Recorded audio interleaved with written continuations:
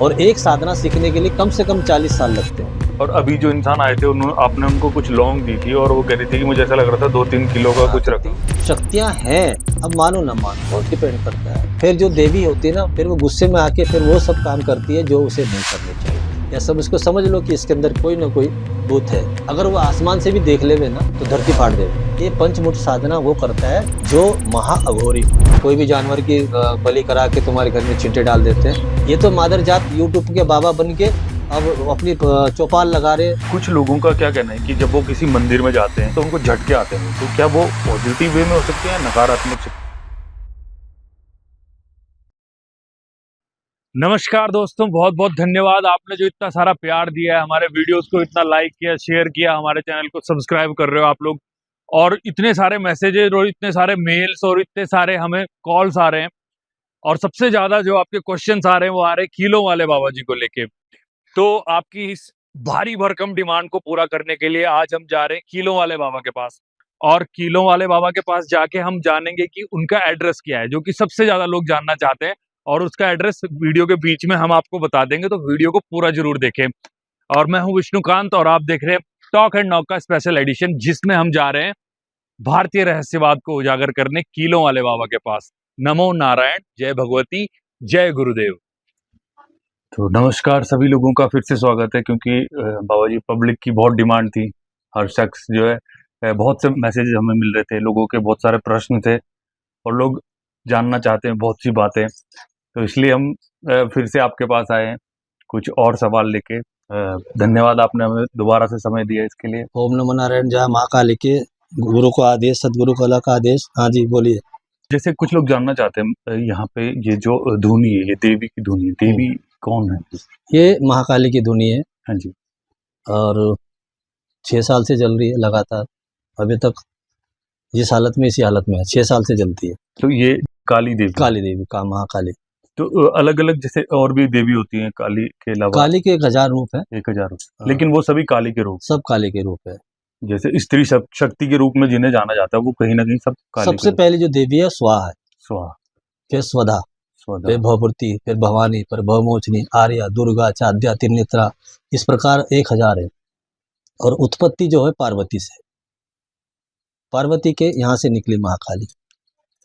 तो जितने भी दुष्टों का हनन, दुष्टों का नाश, उसके नाम से ही कांपती है दुनिया। साधु संतों की रक्षा के लिए हित पे खड़ी रहती है, इसीलिए उसको महाकाली स्वरूप दिया। तो देवी एक हितकारी, वो पूरे जनमानस के लिए कल्याणकारी है। कल्याणकारी। तो जैसे अब कुछ लोग होते हैं कि साइंस है, डॉक्टर है, आप उन सबका विरोध नहीं करते हो, लेकिन कुछ चीजें ऐसी होती हैं कि पब्लिक कई बार ऐसे प्रश्न उठाती है कि साइंस होती है, डॉक्टर होते हैं, लेकिन आप कहीं भी उसका विरोध नहीं करते, लेकिन उसके बाहर भी कुछ चीजें उनकी सीमाओं से जो बाहर है। जब उनकी सीमा खत्म हो जाती है फिर वहां प्रकृति की सीमा शुरू होती है। प्रकृति मतलब पार्वती, पार्वती मतलब काली, महाकाली, भद्रकाली, कपालिनी, दुर्गा, क्षमा, शिवा, धात्री, ये सब नाम है। तब वो काम करती है। शक्तियां हैं, अब मानो ना मानो वो डिपेंड करता है। साइंस तो तथ्य को मानता है, उसको सबूत चाहिए, पर इसको सबूत की जरूरत नहीं है। सबूत की क्या जरूरत है? हम अभी अपने दर्शकों को बताना चाहूंगा कि सुबह यहाँ पे आए थे तो काफी सारे लोग यहाँ पे आए, और कुछ देर बैठ के जो यहाँ हाथ पकड़ के आई थी एक महिला, उनका बेटा उनको हाथ पकड़ के लाया था, लेकिन वो कुछ देर यहाँ पे बैठी तो उनका झाड़ा आपने किया और उसके बाद वो चलने लगी खुद ही। और उसके चेहरे पे मुस्कान थी। जब वो आई थी तो एक मुरझाया हुआ सा चेहरा था। उसको वहां से लाने के लिए भी उसको कितना टाइम लगा। तो ये है, जीवन में कुछ तो है। ये मंत्र चिकित्सा बोलते हैं उसको, मंत्रों से मनुष्य की चिकित्सा होती है। और शक्ति है, कोई सिद्धियां करने के लिए सारी जिंदगी लग जाती है। एक साधना करने के लिए 6 साल की उम्र से जब वो बच्चा होता है और 40 साल की उम्र तक वो सिर्फ सीखता है। और एक साधना सीखने के लिए कम से कम 40 साल लगते हैं। तो कब वो आगे का जीवन जी लेगा? 40 और 46 साल की उम्र में फिर वो कैसे अपने गुरु की सेवा करेगा? ये पुराने तत्व है, आज के नहीं है। आज तो ये है कि इसीलिए कलयुग है। आप सिर्फ स्मरण करो, नाम का स्मरण करो, रक्षा करो, बस यही सर्वश्रेष्ठ है। महाराज जी, कुछ ऐसा मंत्र हो सकता है कि जैसे एक जनमानस है, एक आम इंसान है, वो कभी किसी समस्या में उसे लग रहा है कुछ नकारात्मकता है, कोई ऐसा मंत्र जो देवी को पूजने के लिए? देखो महाकाली का बीज मंत्र तो क्रींग है, या क्रींग है, क्लीम है, और अपनी अपनी उच्चारण जैसा गुरु देता है वैसे शब्द होता है, इसके अलग अलग भाव है। और अगर इसका जो मंत्र है ओम क्रीं कालिकाय नमः, इससे बड़ा दुनिया में कोई मंत्र नहीं। अगर इसका जाप कर लिया है ओम क्रीं कालिकाय नमः, तो सारे वो कष्ट दूर। और किताबों में लिखा है, एक एक वेदों में लिखा है, गुरु सिखाते हैं कि बाल में दर्द है उसका भी मंत्र है, आंख का दर्द का मंत्र है, हर दर्द का मंत्र है। लेकिन कहते कि मंत्र बिना गुरु अगर आपको हाँ, दे दीक्षा नहीं देंगे बिना तब तक कोई काम नहीं करेगा, एडमिशन तो लेनी पड़ेगी। एडमिशन तो लेनी। और एडमिशन कोई ऐसा मंत्र की कोई एक इंसान पढ़ सके बिना मतलब दीक्षा के भी, कुछ पूजने के लिए, जैसे कई लोग होते सबसे बड़ा मंत्र है ओम गुरु जी, सबसे बड़ा मंत्र, भले उसने गुरु नहीं किया हो। हाँ जी। ओम गुरु जी, ओम क्रीं कालिकाय नमः, या ओम गुरु जी हे महाकाली मेरी रक्षा करो। इससे बड़ा दुनिया में आपको गुरु बनाने की भी जरूरत नहीं है। जैसे शिव का मंत्र ओम नमः शिवाय, आप कोई भी करते हैं, आप करो, कोई मुश्किल नहीं। तो बाबा जी जैसे अभी यहाँ पे जो कुछ लोग आए थे हाँ, जिनका आपने देखा। झाड़ा किया, हाँ, तो उसके पीछे किस किस तरीके का काम दो करता है चीज चलती है, एक तो मंत्र चिकित्सा चलती है, हाँ जी। मंत्र के अधीन देवता चलता है। दूसरे साधना बताती है कि अगर कोई बीमार आदमी आ रहा है, उसको उठा के ला रहे हैं और वो यहाँ से चल के जा रहा है, तो मंत्र चिकित्सा हुई उसकी, मंत्र से उसको ठीक किया गया। इसमें कोई सिद्धि नहीं है, कोई क्या बोलते देवीय शक्ति नहीं है, इसमें सिर्फ मंत्र की शक्ति है। मंत्र इसीलिए बोलते हैं कि गुरु की शक्ति मेरी भक्ति स्फुरंत गुरु वाचा। गुरु का शब्द चलता है यहाँ, गुरु को चलना ही पड़ता है। इसलिए गुरु गोरखनाथ ने हर प्रकार के डाबरी साबरी मंत्र दिए हैं हमारे लिए, कि आप हर प्रकार के मंत्र का उच्चारण करो, आपको कहीं दवा लेने की जरूरत नहीं है।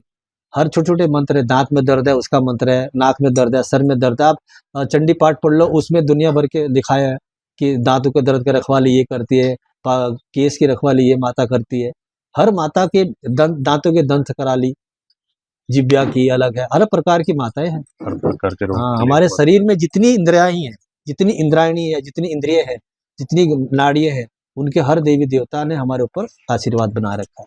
और बाबा जी आप यात्रा के बारे में बता रहे थे, एक संत के लिए यात्रा का क्या महत्व है? जीवन और मरण होता है। संत अगर साधु में सच में साधु है तो उसको यात्रा करनी चाहिए, तीर्थ करना चाहिए, उस जगह पे जाना चाहिए जहाँ राम ने जन्म लिया, उस जगह पे जाना चाहिए जहाँ कृष्ण ने जन्म लिया, और उसकी वही सर्वश्रेष्ठ रहती है, उसका जीवन पार हो जाता है। गुरु के साथ में हमेशा तीर्थ करना चाहिए। गुरु बताएगा कि ये जमुना क्यों आई थी, ये गुरु बताएगा यहाँ स्नान करना है कि नहीं करना है। तो आपने कितनी यात्राएं? मैंने हिमालय से कन्याकुमारी 5 साल यात्राएं की, गुरु के साथ गाड़ी में रहे, तो उसके अंदर नवनाथ, अपने अष्टविनायक, 12 ज्योतिर्लिंग, 31 शक्तिपीठ, 108 नदी का पानी, 108 कुएं का पानी, जहाँ राम ने हर जगह पे कुआं बनाया है, युधिष्ठिर ने कुआं बनाया है, अलग पानी पीने की जगह बनाई है, वो सब चीज़ें, नदियाँ हैं, कहाँ कहाँ की नदियाँ हैं, वो गुरु ने बताया ना कि यहाँ नदी ने यहाँ उत्पत्ति हुई, कैसे उत्पत्ति, यहाँ युधिष्ठिर ने कौन सा शिवलिंग को बनाया, वो सब गुरु सिखाते हैं। एक इंसान के लिए एक जन्म में इतना कुछ मुश्किल है, नहीं होता, पर ये पूर्व जन्म का खेल है। हर गुरु, मैंने आपको पहले बताया कि गुरु अपने बच्चे को चुनता है, अपने शिष्य को चुनता है, उस लायक बनाता है कि जैसे वो है उससे भी आगे हो जाए। आपको भी क्या पूर्व जन्म का एहसास कराया था? हाँ, पूर्व जन्म का एहसास किया था। इसके पीछे भी है एक बड़ी लंबी स्टोरी है। राजस्थान में मेरी एक समाधि है, वो मैं 11 फुट का कनफड़ा साधु हूँ। तो उस जन्म में कुछ रह गई कि मेरी तपस्या बाकी है, तो इस जन्म में महाराज ने करा के ले ली। तो आप कभी उस जन्म की समाधि पे गए अपने? एक बार गया था बहुत साल पहले, और वहां जाके आपको याद आया है? गुरु महाराज ने वो याद दिलाया कि ये तुम्हारी समाधि। लेकिन पहले मैं इन चीज़ों को नहीं मानता था, वो हो सकता है, लेकिन जब सच में वो बोलते थे कि जब तू बाप बनेगा तब पता चलेगा।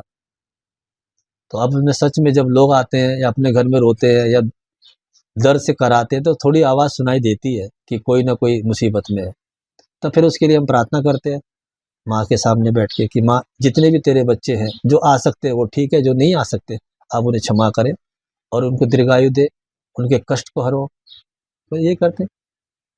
तो महाराज जी हमारे पास कुछ जैसे कि जो कॉमन सवाल लोगों के हाँ। आ जाते हैं किसी तरीके से, तो जैसे एक कुछ लोगों को क्या लगता है कि मंगलवार या शनिवार को जैसे वो रात को सोए हैं तो उनकी छाती पे कोई आके बैठ गया, इसका क्या कारण होता है? कारण होता है, कभी कभी दोष होता है, पितृदोष। एक तो ये होता है कि एक दोष है, कोई छाया है, कोई नेगेटिव ऊर्जा है, घर में भूत प्रेत आया, उस बच्चे की गरे खराब है या उसकी थोड़ा सा नाड़ी नब्ज खराब है, तो वो उस पर हावी हो जाता है। और एक ऐसा होता है कि अगर बच्चा ऐसे पढ़ के सोया है, ऐसे पढ़ के सोया है, तो हमारे पंच तत्व हैं, ये पंच तत्व उसके ऊपर भारी पड़ जाते हैं हमारे शरीर के ऊपर। या फिर नखून होते हैं, ये नखून भी अच्छे नहीं होते, किसी किसी बच्चे को ये हावी हो जाते हैं, तो उनको प्रेत या भूत या कुछ ऐसे दबाव महसूस होता है। इसका कारण ये भी होता है। दो कारण है, या तो है घर में नेगेटिव ऊर्जा, या तो कुछ भूत है जो बच्चे के ऊपर अटैक कर रहा है, या फिर वो उसके हाथों की पंच तत्व है वो हावी हो रहे हैं। शुरुआत में जैसे किसी को ये चीज पता चलती है तो इसका कुछ वैसा उपाय है जो कि वो इनिशियल स्टेज पे कर सके? पहला उपाय ये है कि अगर उसको पता करना है कि मेरे घर में भूत प्रेत तो नहीं है, एक गिलास पानी ले लो, उसमें एक नींबू साफ सुथरा डालो, 1-2 दिन पड़ा रहे, फिर उसको पानी में से निकाल के काट के देखो, तो उसके अंदर परिवर्तन आ जाएगा। थोड़ा कालापन, थोड़ा रसीलापन, थोड़ा लालपन आएगा अंदर अंदर अंदर से, तो समझो कि नेगेटिविटी ऊर्जा है, कुछ तो है वहाँ पे। फिर उसका समाधान करना पड़ता है। तो महाराज जी कुछ लोगों का मतलब काफी सारे लोगों की ये समस्या है कि उनके घर में उन्हें लगता है जैसे कि पानी के नल के चूने लगते हैं, सीलन आ रही है और जो इलेक्ट्रॉनिक सामान है वो भी खराब हो जाता है और कई बार खुद ही सही हो जाता है। हाँ, तो उस घर में कोई ना कोई ऐसी वास करता है, अब उसे चुड़ैल बोलो, भूत बोलो, नेगेटिव ऊर्जा बोलो, वो वास करती है कि उनको जीवन में उनको सुखी से जीना नहीं देगी।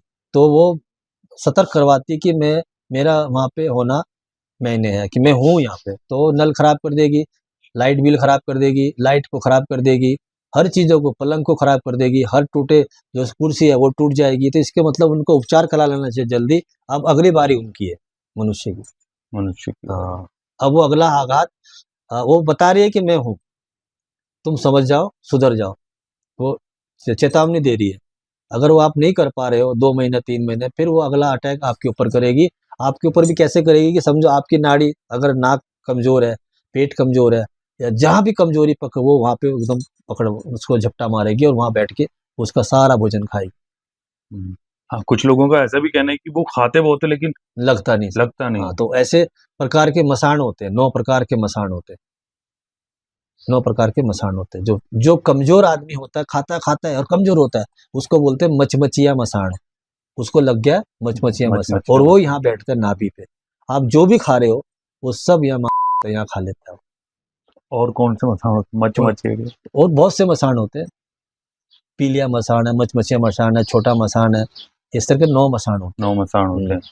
तो सबसे खतरनाक है पीलिया मसाण, पीला करके मारता है, ये मचमचिया मसाण। सुखिया मसाण, सूखिया मसाण। हाँ, ऐसे 9 प्रकार के मसाण। तो ये मसाण क्या कैसे क्या चीज होती है? जिसकी आत्मा अचानक एक्सीडेंट से मर गई या जो भी हुआ, उसको तृप्ति नहीं मिली, या उसके माँ बाप ने किया तो उसको नहीं कर पाए, तो वो मसाणों में, जैसी जिसकी भावना वैसे उसके प्रभु, जैसे उसकी गंदगी अंदर भरी है तो वैसे उसकी योनि भटकती है। तो प्रेत आत्मा, प्रेत से फिर वो मसाण, मसाण से फिर चुड़ैल, भूत, प्रेत, पता नहीं क्या क्या है ये तो फिर। अच्छा महाराज जी, कुछ लोगों का क्या कहना है कि जब वो किसी मंदिर में जाते हैं या किसी ऐसी जगह पे जाते हैं तो उनको झटके आते हैं, तो क्या वो पॉजिटिव वे में हो सकते हैं या नकारात्मक शक्तियां भी हो सकती दो हैं? प्रकार की होती है। अगर उसके कुल देवी देवता उसके अंदर आह्वान कर रहा है तो उसके शरीर से खुशबू आएगी, झटके लगेंगे लेकिन खुशबू आएगी, ठीक है। और मंदिर में घंटियां बज रही, टाल बज रहा है और वो थोड़ी देर के लिए झटके ले रहा है, तो अगर वो नेगेटिविटी है तो वो नहीं आएगी मंदिर में, क्योंकि सारा दिन वहाँ कुछ न कुछ ओम का उच्चारण होता है, गंगा जल चलता है, सब चलता है, पंडित मंत्र को, वहाँ कभी भी भूत प्रेत नहीं आएगा। अगर आ गया, गलती से आ गया या बंधन में आ गया या जबरदस्ती बंध के आ गया, तो उसका मतलब उसके शरीर से दुर्गंध आएगी फिर। तो ये समझ जाने का, या सब इसको समझ लो कि इसके अंदर कोई ना कोई भूत है, कोई ना कोई ऐसी आत्मा है कि जो बंध के चली आई यहाँ पे। और अगर किसी पे मतलब वो झटके आ रहे हैं और उसे लग रहा है कि मेरे पे कुछ पॉजिटिविटी आ रही है लेकिन वो पूर्ण रूप से प्रकट नहीं हो पा रही, तो उसके लिए उसे क्या करना चाहिए? कुछ नियम होते हैं? नियम कुछ नहीं होते, फिर उसके लिए उसके जो कुल पुरोहित है या किसी दिखाने वाले को दिखाओ कि भाई ये माता जी है या पितर है या कौन है, कि जो हमारे परिवार में आने के, फिर उसकी एक पूजा पाठ होती है। फिर वो बच्चे को बुला के जिसके ऊपर भगवान का आह्वान होता है, जैसे किसी का बसेरा होता है, किसी के यहाँ घंटियाली लगती है, और किसी के यहाँ पूजा होती है, कीर्तन होते हैं, तो उसको माता जी की चौकी बुला के या फिर उसको ढंग से बुलाया जाता है। हाँ, उसका आह्वान आह्वान किया जाता है कि माँ तू प्रसन्न होके अब बता कि तेरा स्थान तू सही है कि नहीं है, या देवता या जो भी होता है। क्योंकि कई बार ऐसे भी हुआ, जैसे अभी जो लेडीज आई थी हाँ, वो बता रही थी, आपने उनको बताया कि देवी कहीं ना कहीं इन्होंने दबा दी है, दबा दी। चुड़ैल बोल बोल के। हाँ, जब उसकी शादी हुई थी 35 साल पहले, तो वो पहली बार जब घर में खेली तो उसकी सास ने बोला कि इसके ऊपर चुड़ैल है या भूत है। ठीक है, अब जब सास ने बोल दिया भूत है, तो पति के मन में भावना पैदा हुआ कि मैं इस औरत के साथ में मेरी शादी हुई जिसके ऊपर ही भूत पड़े। तो अब 40 साल से वो ये सुनने की भूत है भूत है भूत है, तो फिर जो देवी होती है ना, फिर वो गुस्से में आके फिर वो सब काम करती है जो उसे नहीं करनी चाहिए, उग्र रूप दिखाती है। वो ये बताती है कि मैं देवी नहीं हूँ, या मैं भूत नहीं हूँ, मैं देवी हूँ, मैं तुम्हारी कुल देवी हूँ, मुझे एक्सेप्ट करो, मुझे देखो, मुझे समझो। फिर लोग उसको पर उल्टा ही बोलते हैं, फिर वो उल्टा ही होता है, फिर जहाँ भी वो दिखवाने ले जाएगी तो भूत ही आएगी। व्यक्ति है, उसका ये कहना है कि उसने घर में बिल्ली पाली, हाँ, एक मतलब पर्शियन कैट होती है, जो बिल्ला पाला उसने। तो उसने कहा कि कई बार मुझे बिल्ले को देख के ऐसे लगता है कि जैसे मेरे अंदर से कुछ निकलने को तैयार है उस बिल्ले को देख के। ये तो रोना है कि हम फ्लैट में रहते हैं, बंगले में रहते हैं, कहीं भी रहते हैं, बिल्ली पालना अलाउड नहीं है। बिल्ली के दो साइंट, एक साइंट के हिसाब से बोलूं तो उसके कुत्ता और बिल्ली घर में नहीं पालना चाहिए। कुत्ते की जगह देली पे है, उसे बांध के रखा जाए, ठीक है, वो हमारे काल भैरव का रूप है, वो ठीक है। लेकिन उसके साथ में ज्यादा चाड़ा चपट्टी खेलना, उसके साथ खाना, उसको बिस्तर पर सुलाना, ये महापाप है। जिस घर में ये होगा दरिद्रता का वास होगा। बिल्ली को कुलक्ष्मी का वाहन बनाया गया। लक्ष्मी का वाहन उल्लू है, कुलक्ष्मी का वाहन बिल्ली है। तो वो जितने भी तुम्हारे घर में कुलक्षम काम होंगे वो धीरे धीरे करने लगेगी। और उसके जो बाल है, बिल्ली के कुत्ते के बाल सांस के जरिए यहाँ आते हैं पलक में, और दुनिया की बीमारी पैदा होती है, बहुत इफेक्ट पड़ता है। उसका कहना यह था कि मुझे ऐसा लगता है कोई जिन हो सकता है कि उसके अंदर जिन्नी बिल्ली के अंदर कुछ ऐसी अच्छी छाया होती है कि जो उसको उसके देवी देवता उसके अंदर आके पहचानने की कोशिश करते हैं ये बिल्ली नहीं। तो ऐसी चीज को घर से बाहर निकाल देना चाहिए। क्यों? जिस कारण से तुम्हारे परिवार में विनाश होने के कारण है, वो चेतावनी दे रहा है तुम्हारा पितृ कि ये अच्छी नहीं है, तो उसको हटा देना चाहिए। अब लोग मेरे को बोलते हैं गुरुजी हमें भगवान, अरे कोई माधवचोद भगवान देख ही नहीं सकता, वो देखने योग्य नहीं है। इस मनुष्य में, इस संसार में ऐसा कोई पृथ्वी पे नहीं है जिसने भगवान देवी देवता को देखा है। वो उस लायक उसकी आंखें नहीं है, उसकी ज्योति नहीं है। इसका दृष्टांत दिखाया गया, जब विराट रूप दिखाया था कृष्ण को गीता उपदेश के लिए, तब उसको भी ज्योति दी थी, उसको भी आंखें दी थी कि भाई तू मेरे को देख नहीं पाएगा, अर्जुन तू पहले ये ज्योति ले ले।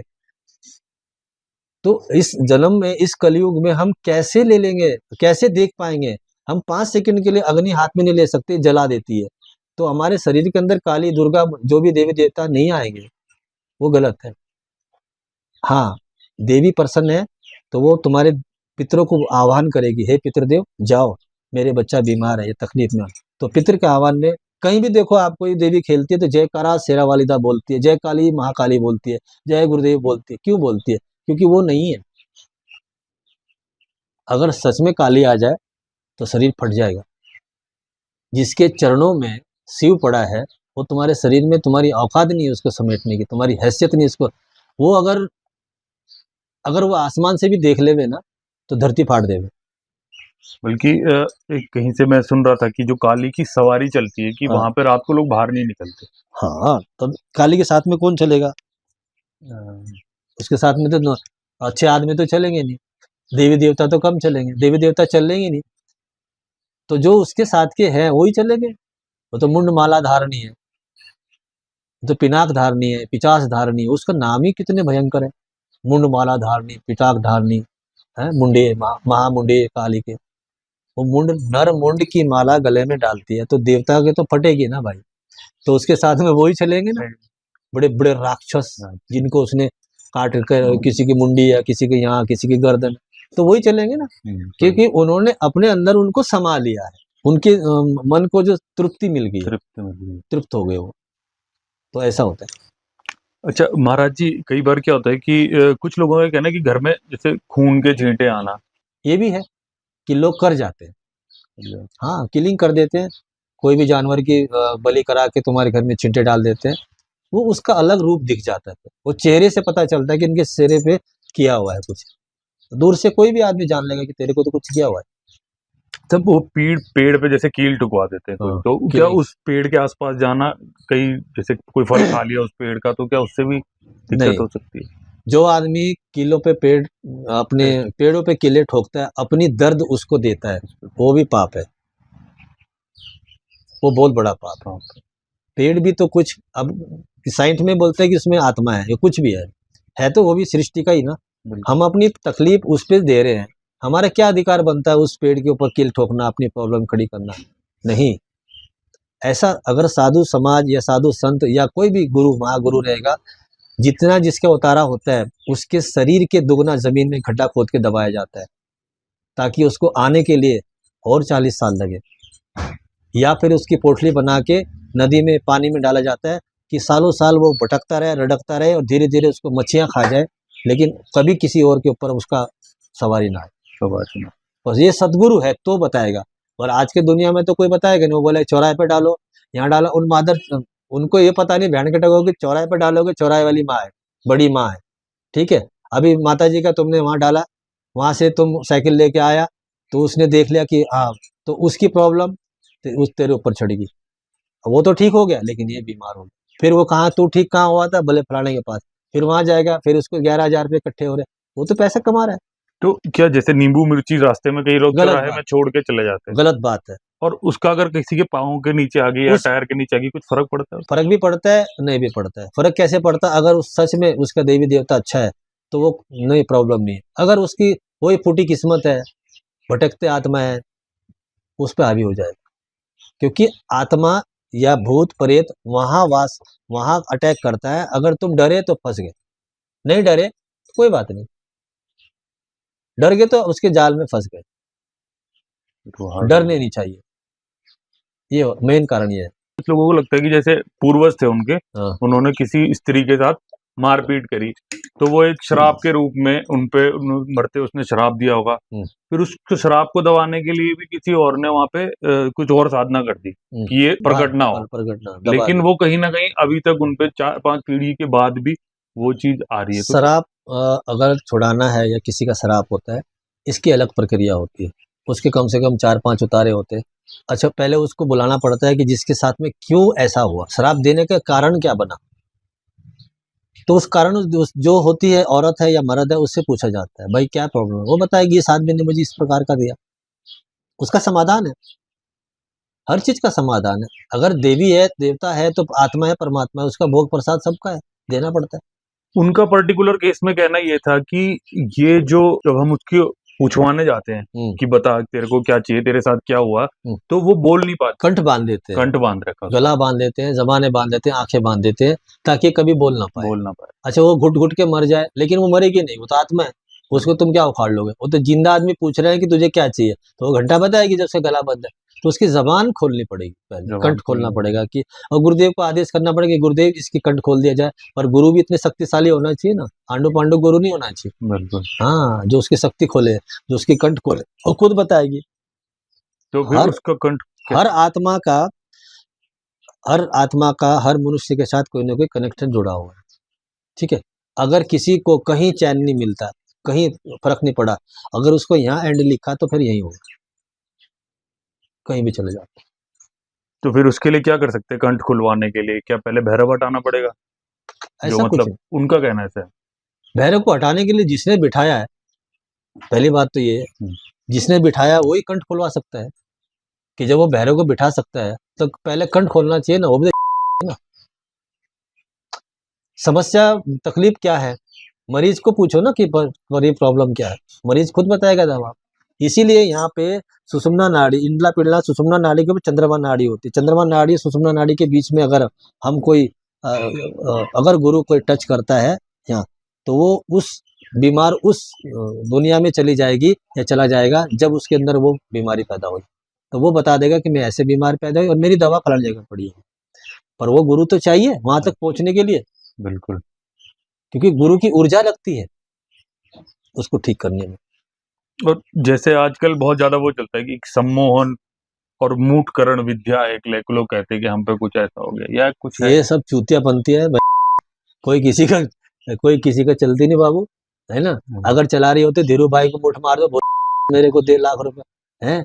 अरे गू खाना तो हाथी का खाओ, चिड़िया का क्यों खाने का। मैं तुमको मुठ मारो, कोई औरत जा रही है समझो, ये मुझे खूबसूरत लग रही है, इसको मैं क्या वसीकरण कर लूं, वसीकरण क्या फायदा है उसको यार। दुगू खाने तो हाथी का खा। अमेरिका की प्रेसिडेंट लड़की है, उससे पटा लो ना, उसको मुठ मारो ना, कम से कम हेलीकॉप्टर घूमने को तो मिलेगा। नहीं, इसके देखा गया है कि आजकल लोग ना मतलब पोस्टर लगे हुए हैं बाबाओं के या फिर कहीं पे कि इस विद्या से मन चाहा प्यार पाए। बेटा मैंने तो आज तक, मेरे को 6 साल हो गए, पहला आदमी जिसको मैंने इंटरव्यू दिया, मैं हाँ जी, देता भी नहीं, हाँ जी, क्योंकि मुझे प्रख्याति नहीं चाहिए, मेरे को सरदर्द नहीं चाहिए। मेरे पास जो है मैं तो खप्पर में डाला वाला निरंजन मेरे को मिलेगा, मेरे को बिल्कुल, ज्यादा की इच्छा नहीं है। जो बोर्ड लगा रहा है हाँ जी, मतलब वो तुम बाबा नहीं हो फिर लाला हो, बिजनेसमैन हो। बिल्कुल, अगर तुम्हारे पिछवाड़े में ताकत है तो बीमार अभी देखो हैदराबाद से आई, बिल्कुल, उसने विनती लगाई, तुम्हारी वीडियो देख के आई, उसने विनती लगाई, उसने स्वीकार किया, माँ ने उसको रास्ता बताया। मैं तो जानता नहीं उसको, आई थी पकड़ के, गई अपने पैदल से, उसको खड़े होने की तकलीफ, बैठने को तकलीफ, उसने खुद अपने मुंह से बोला कि मैं 30% ठीक हूँ। ठीक है, तो जो इंसान यहाँ के 30% ठीक हो सकता है 1 घंटे में, तो अगर वो बार बार आएगा बिल्कुल। तो वो ठीक नहीं होगा। एक किसी का प्रश्न आया था कि ये जो पंचमुंड साधना करते हैं, क्या ये मतलब ये किस तरह की, क्या इसमें कुछ। ये सब यूट्यूब पे देख के यूट्यूब के बाबा बने हुए हैं। हाँ जी, पंचमुंड बोलना ही अपने आप में खतरनाक शब्द है। कहाँ से लाएगा 5 मुंड, प्लास्टिक के लाएगा है। क्यों गुमराह कर रहे हैं लोगों को यार। कौन देगा 5 मुंड, मुझे पहले बोलो हिंदू में तो मुंड मिलेगा, नहीं मिलेगा, वो तो जला देता है। फिर वही बात आती है कि हमें आता तो कुछ नहीं है, पंचमुंड साधना। अभी मेरे पास एक लड़का आया था, कहाँ से आया था, केरला से। गुरुजी मुझे कर्ण पिचास साधना सिखा, तेरी उम्र कितनी, 30, तू बहुत मर जाएगा तू, तेरे में हिम्मत नहीं है, तू सीख ले। 6 साल की उम्र से दीक्षा देता है गुरु, पता चलता है कि उसके अंदर कौन सा तत्व मजबूत है, समझे कि नहीं। 5 तत्वों में से कौन सा हावी ठीक है जो काम कर सकता। तू क्या करेगा, अच्छा मन पड़ा उसका, तो उसको अपनी सास से बदला लेना है। बोलेगा देख अबे क्यों लेना तेरे को सास से। फिर मैंने उसके यहाँ मस्तक पे हाथ लगा के पूछा, भाई तू सास से बदला लेना क्यों चाहता है। बोला उसने मेरी बीवी से तलाक करवा दिया। अबे यार ये पंचमुठ साधना वो करता है जो महा अघोरी हो, समझे।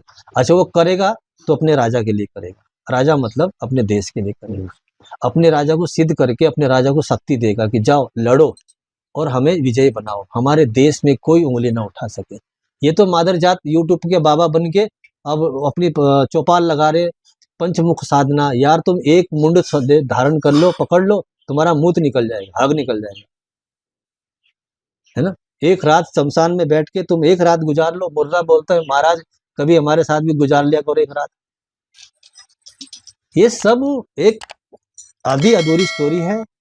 जैसे कोई भी तंत्र, कोई भी मंत्र है, ओम जो कोई भी मंत्र करो, ओम त्र्यंबकम यजामहे सुगंधिं पुष्टिवर्धनम उर्वारुकमिव बंधनान् मृत्युर्मोक्षमः। अब इसका जो पूरा मतलब है, यमामृतांत, गुरु बताएगा कि इसके अंदर कहाँ बिंदी लगेगी कहाँ नहीं। अभी तो अनुराधा पौडवाल ये लोगों ने गाना गाया, ये तो पूरे गाना गाते हैं, सुदेश वाडकर जो भी गाना बना दिया ना इसको, गाना बना दिया। ठीक है। और अगर वो सही गाते तो उनको सिद्ध नहीं हो जाता। ये हर मंत्र किताब में लिखा हुआ अधूरा है, कोई भी बुक्स में। हाँ वेदों में सही लिखा, पर वेद पढ़ने की हिम्मत है किसी को, तो जाओ वेद पढ़ो। 50 साल वेद पढ़ने में निकल जाएगी और उसको ढूंढने में निकल जाएगी कि ये सही है कि ये गलत है।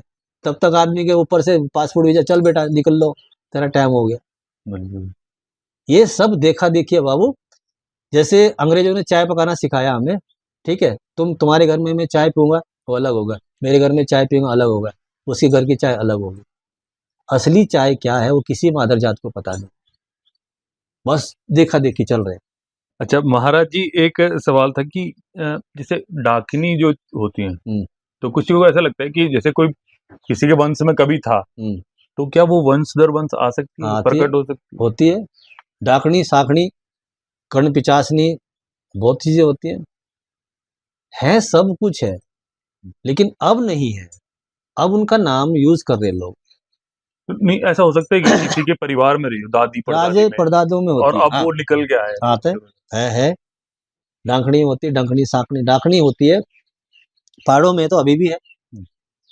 आज से यहाँ से चले जाओ तुम, क्या बोलते हैं उसको, प्रयागराज से ऊपर गांव है ना बहुत सारे, बिल्कुल। बद्रीनाथ से आगे और गांव खेड़े में चले जाओ, हर घर में 2-3 डाकनी मिलेगी आपको। आप उनके सामने ऑरेंज रख लो, संतरा, और 3 बार उनको चुटकी बजाएंगे, वो तुम्हारे अंदर का संतरा खा जाएंगी, छिलका बाहर रहेगा। हाँ। है विद्या, आज आया है। पर इसका मतलब ये नहीं कि वो हर किसी को दिखे, उसकी साधना है। हर आदमी, जैसे पंडित अपने बेटे को पंडिताई सिखाएगा, इसी तरह वो डाकनी अपनी माँ अपने बेटे को सिखाएगी, बेटा अपनी बेटी को, वो पर दर पीढ़ी दर पीढ़ी दर पीढ़ी है। तो वो क्या उन्हें बता के सिखाते हैं? क्या ऐसा हो सकता है कि उन्होंने सिखा दी और अगले को सिखा पता दिया, भी ना हाँ, चला? वो पता नहीं होता।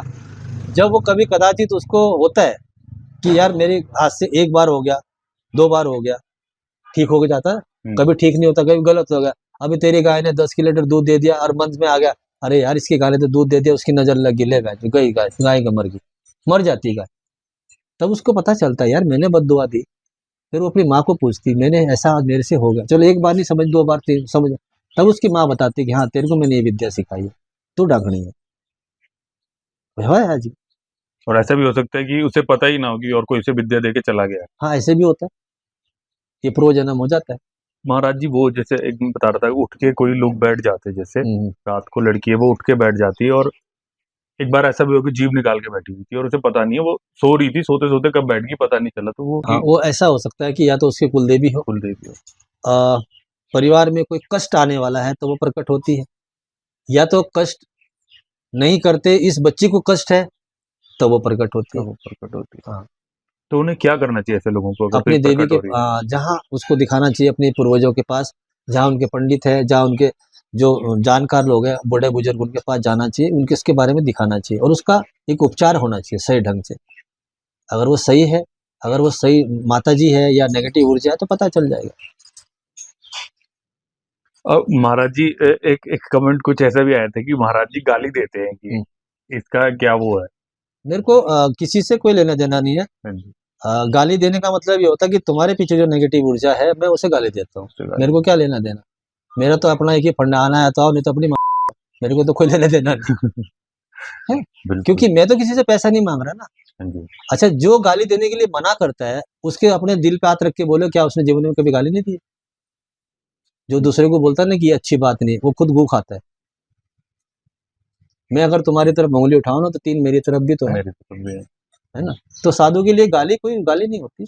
अगर उसे बुरा लगता है तो अपने पिछवाड़े में डाले, हमें क्या लेना देना। बिल्कुल, वो तो उसकी नकारात्मक शक्तियों को है गाली। गाली और किसी को बुरा लग रहा है तो उसमें उतनी नकारात्मकता जा है। रही है, हाँ उसे बुरा लग रहा है। क्योंकि कुछ लोग कमेंट कर रहे थे कि गाली दे रहे हैं, लेकिन वही है, साधु की गाली भी साधुवाद है। देखो, गाली क्यों दे रहा हूँ, मैं तो तेरे से कोई लेने देना नहीं, मैं तो दे रहा हूँ, मेरी मर्जी से दे रहा हूँ, बिल्कुल, है ना। अगर मैं तो नंगा रहता हूँ, ये तो कपड़े पहने हैं, समाज में बैठा हूँ, मेरे यहाँ परिवार में बैठा हूँ तो कपड़े पहने, हम तो नंगे रहते हैं, हमें क्या लेना देना। किसी से कोई मतलब नहीं है। मिली तो मारी, नहीं सदा ब्रह्मचारी। अगर आपने खिला दिया तो खा लिया, अगर पूछा तो महाराज खाओगे, नहीं ना, बस जय गुरुदेव। बिल्कुल। ऐसा मांग के खाना नहीं, दे दिया तो खा लिया, नहीं तो जय श्री राम, अपना बस हो गया। हर आदमी किस नकारात्मक से भरा हुआ है आज की दुनिया में। जो अपने आप को ये बोलता है कि मैं जीवन में कभी किसी को गाली नहीं दिया, तो सबसे ज्यादा वही है। जो बोलता है कि मैं कभी किसी से, भगवान से कोई लेना देना नहीं है, भगवान जीवन में कोई नहीं है, या देवी देवता नहीं है, या कोई भी नकारा, सबसे फाड़ू वही है, सबसे फट्टू वही है।